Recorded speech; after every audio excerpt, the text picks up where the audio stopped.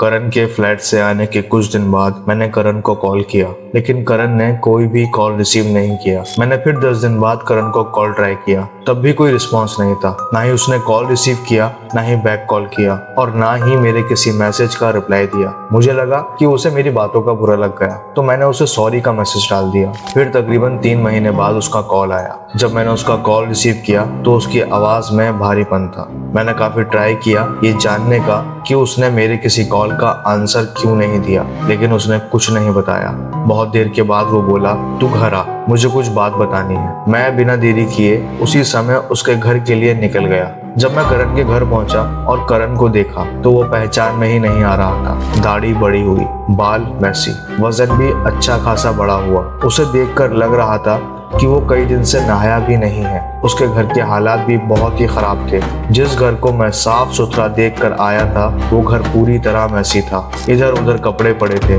घर की सफाई नहीं हुई थी। सिंक में झूठे बर्तन पड़े थे जिन्हें देखने से पता चलता था कि वो बर्तन काफी समय से गंदे पड़े हैं। करण के फ्लैट की हालत देखकर मैं चौंक गया। मैंने करण से पूछा, क्या भाई, क्या हुआ? ये सब क्या है? सब ठीक तो है? करण इतना सुनते ही रो पड़ा। उसने अपनी शर्ट उतारी और अपनी कमर दिखाई। उसकी कमर देखकर मेरे होश उड़ गए। उसके शोल्डर से लेकर पूरी कमर पर बड़े बड़े काले धब्बे पड़े थे। जगह जगह उंगलियों के निशान थे।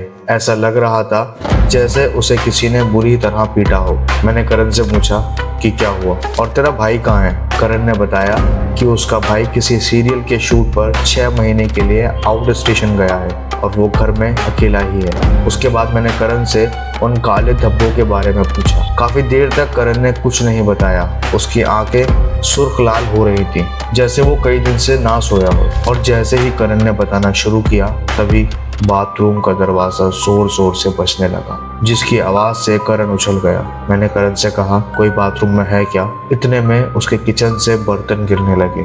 अब मेरा डाउट थोड़ा थोड़ा क्लियर होने लगा। मैंने करण से कहा, डर मत, मैं हूँ यहाँ, तू बता क्या बात है? करण रोने लगा और बोला, तू सही था यार, मैं ही गलत था। इस घर में कोई है जो ना मुझे सोने देता है ना कोई काम करने देता है। मैं हर समय बस खाता रहता हूँ। मैंने कहा कि तूने उसे अपनी आंखों से देखा है? करण ने कहा, नहीं, बस मुझे ऐसा लगता है कि जैसे कोई मेरे कंधों पर बैठा हो।